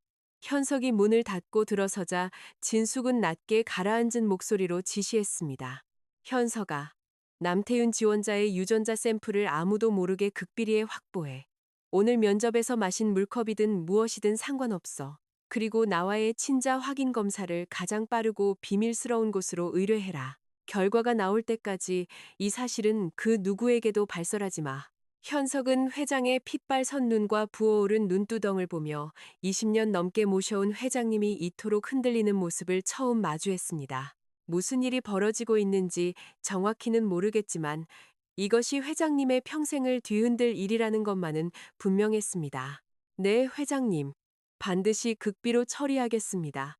현석이 문을 닫고 나간 뒤 텅 빈 집무실에는 진숙 혼자만 남았습니다. 진숙은 약지의 반지를 감싸 쥔 채 통유리 창 밖을 바라보았습니다. 서울의 하늘이 점점 흐려지고 있었죠. 먹구름 사이로 빛 한 줌 보이지 않았습니다. 비가 올 것 같았습니다. 25년 전 그날 밤에도 이렇게 하늘이 흐렸었습니다. 그날 밤 진숙은 집무실에서 한숨도 자지 못했습니다. 소파에 누워보기도 하고 창가에 서서 서울의 야경을 내려다보기도 했지만 눈이 감기지 않았어요. 유전자 검사 결과가 나오기까지 걸리는 시간이 마치 수백 년처럼 느껴졌거든요. 책상 위에 놓인 태윤의 이력서 사진을 몇 번이고 들여다보았습니다. 남편을 쏙 빼닮은 저 눈빛이 진짜 자기 아들의 눈빛인지, 아니면 25년간 쌓인 그리움이 만들어낸 착각인지, 답은 오직 검사 결과만이 알려줄 수 있었죠. 다음 날 오전 10시 비서실장 현석이 회장실 문을 두드렸습니다. 현석의 손에는 봉인된 극비 서류 봉투가 하나 들려 있었어요. 국내 최고 권위의 유전자 감식소에서 특급으로 처리되어 돌아온 결과지였습니다. 봉투 위에는 빨간 글씨로 극미, 극비라는 도장이 선명하게 찍혀 있었죠. 현석은 봉투를 건네며 조용히 물러섰습니다. 진숙의 표정을 보고 지금 이 순간은 회장을 혼자 두어야 한다는 것을 직감했거든요. 진숙은 책상 앞에 앉아 봉투를 받아들었습니다. 손이 사정없이 떨렸어요. 이 종이 한 장에 25년간의 기다림에 대한 답이 들어 있었거든요. 희망이 맞다면 이 세상에서 가장 기쁜 소식이 될 것이고, 틀렸다면 다시 한번 아들을 잃는 절망이 될 터였습니다. 봉투를 뜯는 손가락에 힘이 들어가지 않아 두세 번을 시도한 끝에 간신히 서류를 꺼냈어요. 결과지의 마지막 문장으로 시선이 달려갔어요. 오진숙과 남태윤의 상호 유전적 일치 확률 99.99%, 친자 관계 성립 확인. 글자가 눈앞에서 일렁거렸습니다. 한 번 읽고 두 번 읽고 세 번을 읽었어요.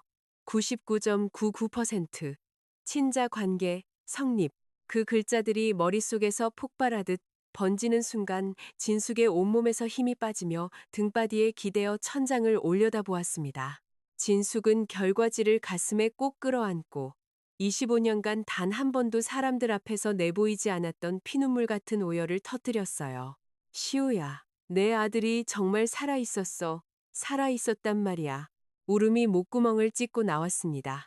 25년 동안 묵혀둔 슬픔과 그리움과 죄책감이 한꺼번에 폭발해서 진숙은 책상 위에 이마를 대고 어깨를 들썩이며 울었어요. 빈관 앞에서도 울지 못했던 눈물이, 장례식에서도 삼켜야 했던 울음이 25년 만에 쏟아져 내렸습니다.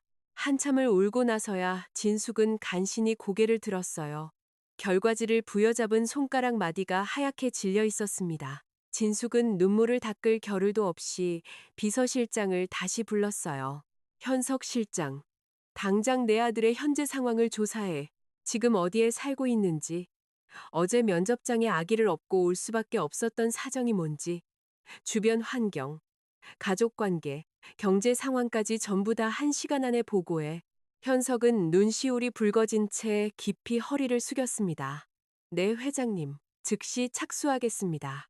현석은 가원건설의 정예 정보망을 총동원해 조사에 착수했어요. 그리고 불과 몇 시간 뒤 태윤이 처한 처절한 현실이 고스란히 담긴 보고서를 들고 회장실로 돌아왔습니다. 현석의 표정이 심각했어요. 보고서를 펼치는 손이 미세하게 떨리고 있었죠. 현석은 떨리는 목소리로 보고를 시작했습니다. 태윤은 현재 보육원 출신의 아내와 반지하 단칸방에서 월세를 겨우 내며 살고 있으며, 아내는 만성 신부전증으로 당장 큰 수술을 받지 않으면 생명이 위험한 중태라는 것이었어요.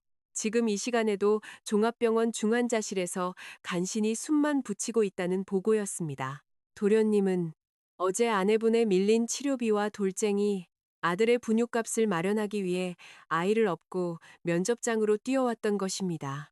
통장 잔액은 고작 몇만 원에 불과합니다. 보고를 듣는 진숙의 얼굴이 순간 하얗게 질렸습니다.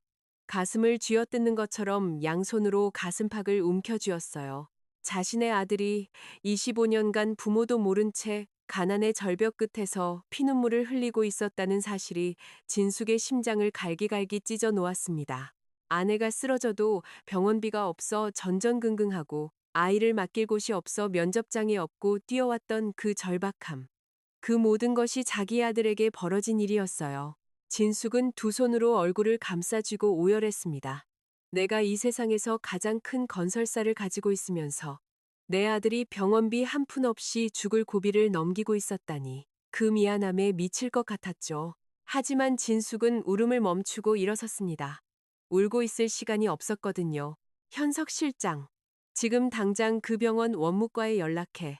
며느리의 밀린 치료비, 전액과 앞으로의 수술비, 입원비까지 전부 가원건설 장학재단 이름으로 결제해. 그리고 국내 최고 의료진을 총동원해서 즉시 VIP 특실로 이송해. 알겠습니다. 즉시 처리하겠습니다. 현석이 전화기를 들고 나간 뒤 진숙은 창밖을 바라보며 입술을 깨물었어요. 아직 태윤에게 정체를 밝힐 때는 아니었습니다. 25년 전 사고의 진실이 밝혀지지 않은 상태에서 섣불리 나서면 안 되었거든요. 하지만 아들이 지금 이 순간에도 고통받고 있는 것만큼은 더 이상 두고 볼 수 없었습니다. 한편 중환자실 앞 복도 의자에서 절망에 잠겨있던 태윤에게 청천벽력 같은 소식이 날아들었어요. 원무과 직원이 헐레벌떡 달려와 전한 말은 믿기 어려운 내용이었습니다. 가원건설 장학재단의 특별 후원으로 아내의 밀린 치료비 전액이 결제되었고 지금 바로 VIP 특실로 이송 정밀 수술이 진행될 예정이라는 것이었어요. 보호자분 축하드립니다. 아내분 수술 일정이 오늘 오후로 확정되었습니다. 태윤은 자기 귀를 의심했어요. 두 번, 세 번 되물었지만 대답은 같았습니다. 수백만 원의 밀린 치료비가 전액 갚아지고 꿈도 꾸지 못했던 정밀 수술까지 확정되었다는 소식에 태윤은 그 자리에 주저앉아 두 손으로 얼굴을 감싸며 펑펑 울었어요. 품에 안긴 민준이가 아빠의 울음에 놀라 눈을 동그랗게 떴지만 태윤은 멈출 수 없었습니다. 하지만 기쁨의 눈물 속에서도 태윤의 머릿속에는 거대한 물음표가 자리 잡았어요. 가원건설 회장이 왜 생면부지인 면접 지원자에게 이토록 엄청난 은혜를 베풀었을까? 어제 자기 반지를 보고 울던 것과 무슨 상관이 있는 걸까? 태윤은 병원 복도 의자에 앉아 약지의 은반지를 쓰다듬으며 풀리지 않는 수수께끼에 밤새 잠을 이루지 못했습니다. 며느리의 병원비를 정산한 뒤에도 진숙의 머릿속은 쉴 틈이 없었습니다. 아들이 살아있다는 기적을 확인한 순간부터 25년간 묻어두었던 의문들이 하나 둘 수면 위로 떠올랐어요. 남편의 시신에서 사라져 있던 커플링 반지, 그리고 그 반지가 5살 아이의 손에 쥐어져 있었다는 것, 추락 사고의 충격으로 급류에 유실되었다던 경찰의 설명은 이제 와서 보니 전혀 앞뒤가 맞지 않았습니다.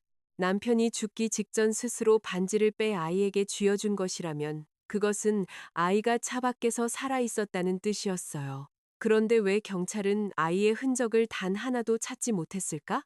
왜 수사는 그토록 빠르게 종결되었을까? 진숙은 이를 악물었습니다. 단순한 사고가 아닐 수 있다는 직감이 온몸을 관통했어요. 진숙은 비서실장 현석을 극비리에 호출했습니다. 강 실장. 25년 전 내 남편과 아들이 절벽으로 떨어진 그날 밤의 수사 기록을 전면 재조사해. 당시 사건을 담당했던 경찰, 현장에 있었던 사람들을 이잡듯 뒤져서 전부 찾아와. 현석은 깊이 고개를 숙이고 곧바로 움직였어요. 가원건설의 정예보안팀이 비밀리에 사고 현장 관할 지역으로 내려갔습니다. 25년이라는 세월이 흘렀지만 보안팀은 끈질기게 파고들었어요. 당시 사고를 목격했으나 보복이 두려워 잠적했던 견인차 기사를 찾아냈고 인근 마을 주민들의 생생한 진술도 확보했습니다. 추적의 끝에서 핵심 인물이 나타났어요. 당시 사건을 단순 빗길 운전 부주의에 의한 사고사로 터무니없이 빠르게 종결짓고 철수했던 담당 형사 최 팀장이었습니다. 보안팀은 최 팀장의 과거를 파헤치기 시작했어요. 당시 시골 파출소에서 박봉으로 근근히 살던 형사가 사고 발생 직후 갑자기 서울 근교의 아파트를 현금으로 사들였다는 비정상적인 자금 흐름이 드러났습니다. 보안팀은 그의 숨겨진 차명 계좌를 철저히 추적했어요. 그리고 마침내 충격적인 진실이 밝혀졌습니다. 25년 전 사고가 발생하고 정확히 사흘 뒤 오만석 전무의 유령 회사 계좌에서 두 건의 거액이 비밀리에 이체되어 있었어요. 사건을 은폐해준 최 팀장의 차명 계좌로 5억 원, 범죄를 직접 실행한 청부업자의 은닉 계좌로 3억 원, 총 8억 원의 피 묻은 돈이었습니다. 진숙의 친남동생 만석이 누나의 재산과 회사를 통째로 가로채기 위해 청부업자에게 3억 원을 쥐어주며 매형 차량의 브레이크 라인을 고의로 잘라내게 했던 것이에요. 그리고 이것을 완벽한 사고사로 덮기 위해 담당 경찰에게 5억 원의 뇌물을 찔러 넣은 것이었습니다. 매형을 죽이고 5살 조카를 없애려 한 완전 범죄였어요. 현석이 보고서의 마지막 페이지를 덮으며 낮은 목소리로 말했습니다. 회장님, 오 전무가 25년 전 모든 것을 기획한 주범입니다. 매형님의 죽음도 도련님의 실종도 전부 그자의 소행이었습니다. 진숙은 책상 위에 펼쳐진 8억 원의 송금 내역서와 부패 경찰의 자백 녹취록, 그리고 청부업자의 생생한 진술서를 내려다보며 온몸이 떨렸습니다. 손이 떨려 서류를 제대로 잡을 수가 없었어요. 글자 하나하나가 칼날처럼 가슴을 도려냈습니다. 하나 남은 혈육이라고 믿었던 남동생이 자신의 남편을 죽이고 아들까지 없애려 한 악마였다는 사실에 피눈물이 흘러내렸어요. 하지만 진숙은 분노를 삼켰습니다. 울고 있을 때가 아니었어요. 만석을 완벽하게 무너뜨리기 위해서는 치밀한 함정이 필요했습니다. 진숙은 본사대회의실에 주주들과 임원 전원을 긴급 소집했어요. 명목은 가원건설의 차기 후계자 공식 발표였습니다. 전무만석은 그 소식에 입꼬리가 귀미까지 올라갔어요. 누나가 드디어 자신에게 회장 자리를 물려주려 이사회를 소집한 것이라고 굳게 착각한 것이었습니다. 만석은 새로 맞춘 명품 정장을 차려입고 금색 커프스 단추를 뽐내며 대회의실 상석에 떡하니 앉아 주주들을 향해 승리의 미소를 짓고 있었어요.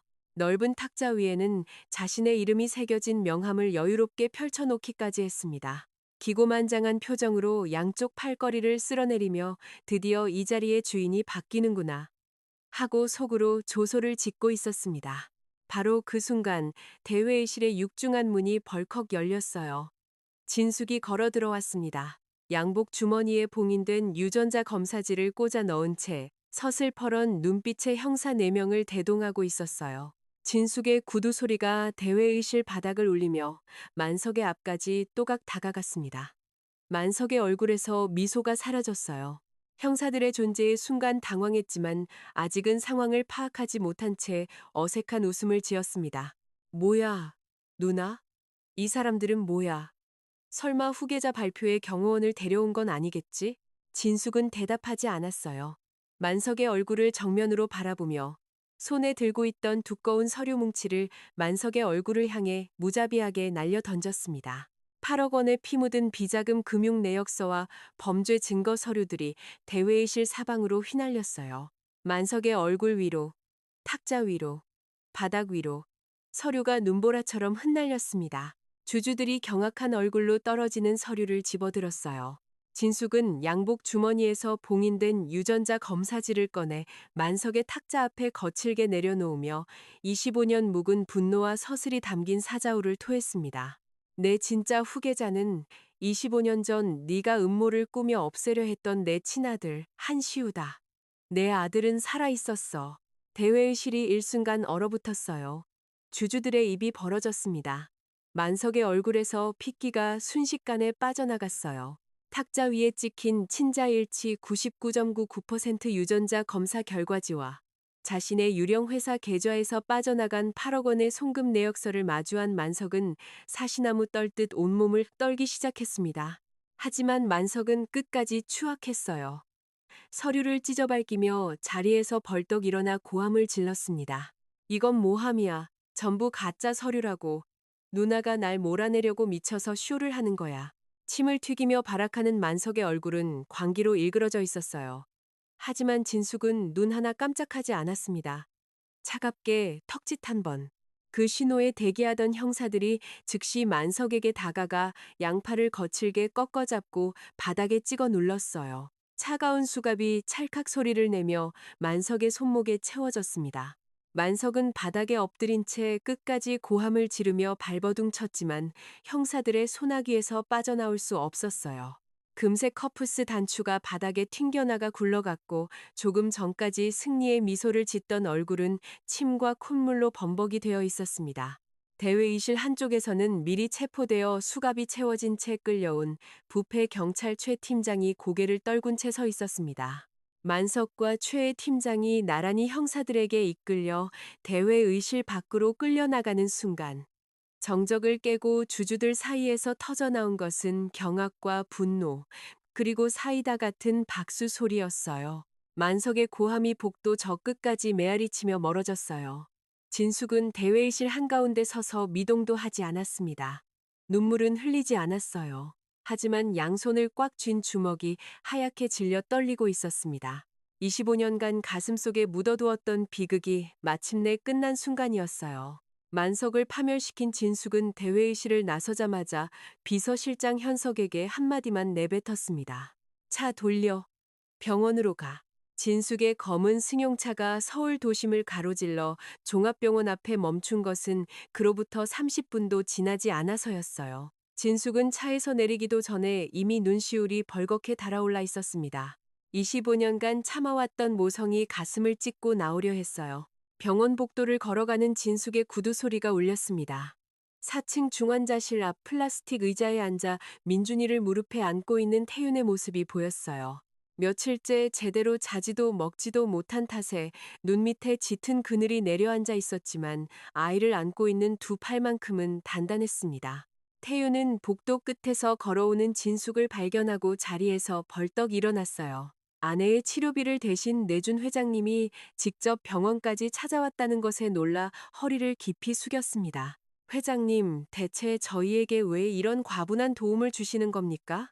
저는 한남 면접 지원자일 뿐인데 태윤의 목소리가 떨리고 있었어요.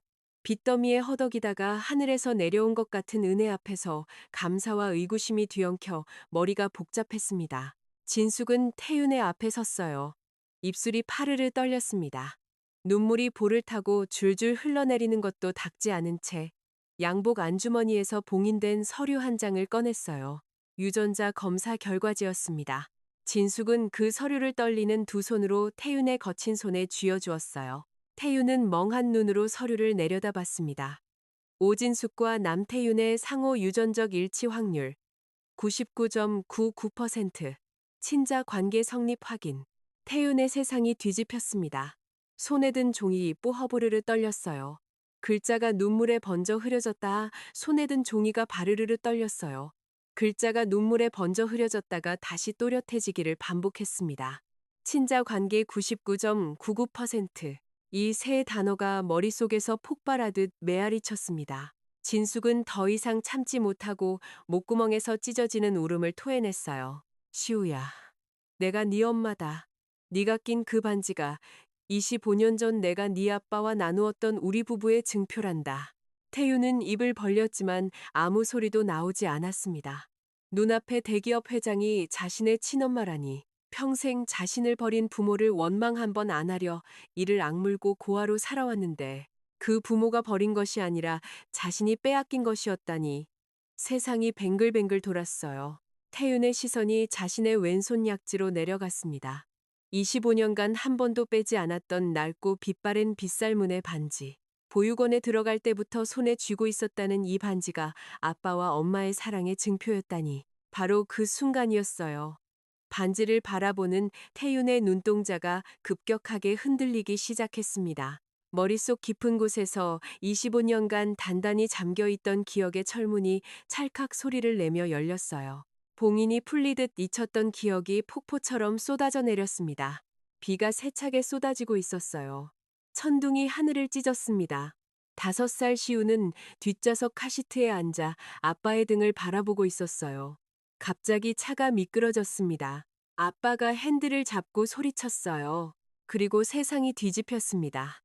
으드득 쾅, 철판이 찌그러지는 소리, 유리가 깨지는 소리, 온 세상이 빙글빙글 돌았어요. 사방이 고요해졌을 때 5살 시우의 눈에 보인 것은 피투성이가 된 아빠의 얼굴이었습니다. 아빠는 온몸이 부서지는 치명상을 입고도 뒷좌석으로 몸을 던져 시우를 두 팔로 꼭 감싸고 있었어요. 아빠의 품에 감싸여 있었기 때문에 시우는 살아남을 수 있었던 것이었습니다. 아빠는 마지막 남은 힘을 쥐어짜며 부서진 차 문틈새를 발로 걷어찼어요. 삐걱거리는 철판 사이로 겨우 아이 한 명이 빠져나갈 수 있는 틈이 만들어졌습니다. 아빠는 떨리는 두 팔로 시우를 들어 올려 그 틈새로 밀어냈어요. 풀숲 위로 굴러떨어진 시우가 돌아봤을 때 아빠의 피범벅이 된 손이 틈새 사이로 보였습니다. 그 손이 약지에서 은빛 반지를 빼내고 있었어요. 아빠는 마지막 남은 힘을 모아 5살 아들의 고사리 같은 손가락에 그 반지를 꼭 끼워 주었습니다.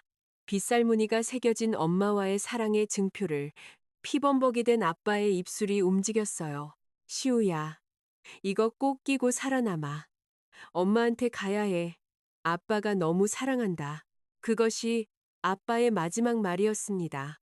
기억이 끝나는 순간 태윤의 온몸에서 힘이 빠졌어요. 자신이 부모에게 버림받은 고아가 아니었습니다. 아빠가 목숨을 바쳐 자신을 살려낸 것이었어요. 이 반지는 아빠가 마지막 숨을 다해 아들의 손가락에 끼워준 고귀한 사랑의 증표였습니다. 25년간 부모에게 버림받았다고 믿으며 이를 악물고 살아왔는데 진실은 정반대였어요. 태윤의 무릎이 꺾였습니다. 병원 복도 바닥에 주저앉으며 약지의 반지를 두 손으로 움켜쥐었어요. 입에서 터져 나온 것은 말이 아니라 울음이었습니다. 30살 남자의 몸에서 5살 아이의 울음이 쏟아져 나왔어요. 진숙이 바닥에 주저앉은 아들을 끌어안았습니다. 두 팔로 꼭 부서질 것처럼 꼭 안았어요. 25년 만에 품에 안는 아들이었습니다. 진숙도 울었어요. 태윤도 울었습니다. 두 사람의 통곡이 병원 복도를 가득 채웠어요. 포대기 속 민준이가 아빠의 울음소리에 놀라 눈을 떴습니다. 하지만 울지 않았어요. 할머니 품에 안긴 아빠의 얼굴을 작은 손으로 더듬으며 까르르르 작은 웃음을 터뜨렸습니다. 그 웃음소리에 진숙의 울음이 한 번 더 세차게 터졌어요. 25년간 비어있던 가족이라는 자리가 이 병원 복도 위에서 비로소 채워지기 시작했습니다. 그로부터 1년이라는 눈부신 세월이 흘렀습니다. 병원 복도에서 서로를 끌어안고 펑펑 울던 그날 이후 가족에게는 기적 같은 변화들이 하나둘 찾아왔어요. 가장 먼저 빛이 돌아온 것은 며느리 채아였습니다. 시어머니 진숙이 국내 최고 권위의 의료진을 총동원하고 전폭적으로 지원한 덕분에 채아는 성공적으로 신장 수술을 마쳤어요. 수술 후 넉넉한 회복 기간 동안 진숙은 매일 병원을 찾아 며느리의 손을 잡아주었습니다. 처음에는 대기업 회장인 시어머니 앞에서 어깨를 잔뜩 움츠리던 채아도 진숙의 따뜻하고 한결같은 정성에 조금씩 마음의 문을 열었어요. 퇴원하던 날 채아는 시어머니의 손을 꼭 잡으며 눈물을 글썽였습니다. 어머님, 저 같은 며느리한테 이렇게까지 해주셔서 정말 감사합니다. 평생 은혜 잊지 않겠습니다. 진숙은 며느리의 창백했던 볼에 화색이 도는 것을 보며 환하게 웃었어요. 무슨 은혜야. 네가 건강한 게 우리 집안 최고의 복이지. 그것은 25년간 철의 여인이라 불리며 감정을 드러내지 않던 진숙이 가족 앞에서 처음으로 지어 보인 가면 없는 미소였습니다. 태윤에게도 새로운 시작이 찾아왔어요. 유전자 검사 결과가 알려지며 태윤이 가원건설 회장의 친아들이라는 사실이 업계에 퍼졌지만 태윤은 어떠한 특혜도 단호하게 거부했습니다. 회장의 아들이라는 이름으로 들어가면 자신이 밤새 그린 도면의 가치가 빛을 잃는다고 생각했어요. 태윤은 면접 당시 제출했던 바로 그 바람길, 설계 도안의 점수만으로 가원건설 공채 시험에 당당히 수석 입사했습니다. 입사 후 태윤은 자신의 건축 철학을 증명할 기회를 기다렸어요. 그리고 그 기회는 생각보다 빨리 찾아왔습니다. 가원건설이 주최한 서민주거 혁신 공모전에서 태윤은 가난하고 소외된 이들을 위한 바람길 상생 아파트 설계안을 출품했어요. 바람이 스스로 통하는 자연 환기 구조와 비바람에 지친 누구라도 편히 들어와 쉴 수 있는 열린 공용 공간이 핵심이었습니다. 그것은 25년 전 아빠와 엄마가 꿈꾸며 그리던 바로 그 설계 철학이었어요. 아빠가 목숨으로 지켜낸 아들이 아빠의 꿈을 자신의 손으로 세상에 꺼내놓은 것이었습니다. 심사 결과 태윤의 설계안은 압도적인 1위를 차지했어요. 사회적으로 큰 주목을 받았고 건축 전문지에서도 신예 건축가의 탄생이라며 태윤의 이름을 크게 다뤘습니다. 그 뒤로 태윤은 밤낮 없는 노력과 천재적인 건축 재능으로 회사의 대형 프로젝트를 연이어 성공시켰어요. 낙하산이 아닌 오직 실력으로 결과를 만들어내는 태윤의 모습에 처음에는 의심의 눈초리를 보내던 임직원들도 하나둘 고개를 끄덕이며 존경을 표했습니다. 태윤은 빠른 속도로 승진을 거듭했어요. 그리고 어느 주말 저녁이었습니다. 한남동에 자리한 진숙의 넓고 따뜻한 대저택에 오랜만에 온 가족이 한자리에 모였어요. 25년간 텅 비어 있던 이 집의 식탁에 마침내 사람 냄새 나는 온기가 가득 차오르고 있었습니다. 부엌에서는 며느리 채아가 시어머니를 위해 정성스럽게 끓여낸 구수한 된장찌개가 보글보글 소리를 내고 있었어요. 뚝배기에서 피어오르는 하얀 김이 거실까지 퍼져나갔습니다. 1년 전만 해도 중환자실에서 간신히 숨만 쉬던 채아가 지금은 건강한 두 발로 부엌에 서서 온 가족의 밥상을 차리고 있었어요. 그 모습만으로도 기적이었습니다. 어머님, 식사 준비 다 됐어요. 어머님이 좋아하시는 된장찌개 넉넉히 끓였어요. 채아의 밝은 목소리가 거실까지 울렸어요. 1년 전에 창백하고 마른 얼굴은 어디에도 없었습니다. 볼에 화색이 돌고 눈에 생기가 감도는 건강하고 화사한 29살 여성의 모습이었어요. 어머, 냄새 한번 좋다. 우리 채아 솜씨가 날로 느는구나.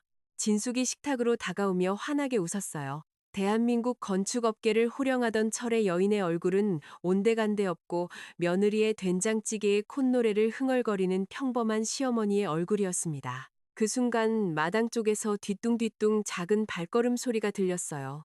이제 2살이 된 민준이가 할머니를 향해 양팔을 벌리며 걸어오고 있었습니다. 할미, 할미. 아직 발음이 서툰 민준이의 외침에 진숙의 얼굴이 환하게 피어났어요. 진숙은 몸을 낮춰 손자를 번쩍 안아 올렸습니다. 민준이가 할머니의 목을 두 팔로 꼭 감싸 안고 까르르르 웃음을 터뜨렸어요.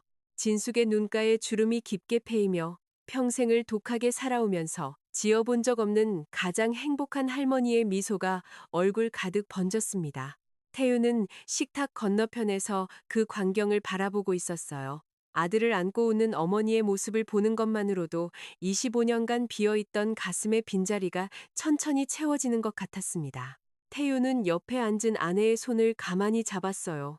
채아도 남편의 손을 꼭 잡아주었습니다. 저녁 식사가 끝나고 네 식구는 마당으로 나왔어요. 서쪽 하늘이 붉게 물들며 대저택 마당 위로 황금빛 노을이 부드럽게 내려앉고 있었습니다. 진숙은 민준이를 한쪽 팔에 안은 채 다른 손으로 아들 태윤의 손을 잡았어요. 태윤은 어머니의 손을 꼭 잡고 반대쪽 손으로는 아내 채아의 손을 잡았습니다. 네 식구가 나란히 서서 노을빛을 바라봤어요. 진숙의 왼손 약지와 태윤의 왼손 약지에서 두 개의 빗살문의 은반지가 나란히 노을빛을 받아 영롱한 광채를 뿜어내고 있었습니다. 25년 전 아빠가 목숨을 바쳐 아들의 손에 끼워준 반지, 그리고 25년간 엄마가 약지에서 한 번도 빼지 않았던 반지. 그 두 반지가 마침내 나란히 빛나고 있었어요. 아빠가 목숨으로 지켜낸 아들이 실력으로 당당하게 일어섰습니다. 그 아들이 아빠의 꿈이었던 설계를 세상에 펼쳐놓았어요. 그리고 빗살문의 반지가 결국 온 가족을 다시 이어주는 기적의 증표가 되었습니다. 황금빛 노을이 이 아름답고 당당한 대가족 위로 따스하게 내려앉았어요. 네 식구는 서로의 거칠고 따뜻한 손을 꼭 맞잡은 채 노을빛을 바라보았습니다. 오늘의 이야기 어떠셨나요? 부서지는 차 안에서 마지막 숨을 다해 아들의 손가락에 반지를 끼워준 아버지. 25년간 빈관 앞에서 눈물을 삼키며 단 하루도 아들을 잊지 못했던 어머니. 그리고 부모의 얼굴도 모른 채 이를 악물고 연필한 자루로 운명에 맞섰던 아들. 이 세 사람의 피눈물이 결국 기적을 만들어냈습니다. 기억해 주세요. 사랑은 죽음도 25년의 세월도 그 어떤 음모도 끊어내지 못합니다. 그리고 진심을 담아 버텨낸 밤은 반드시 빛나는 아침이 되어 돌아옵니다. 오늘 이야기가 마음에 닿으셨다면 좋아요와 구독으로 응원해 주세요. 그리고 댓글로 태윤이네 가족에게 따뜻한 응원 한마디 남겨주시면 그 한 줄이 저에게 큰 힘이 됩니다. 그럼 다음 이야기에서 다시 뵙겠습니다. 감사합니다.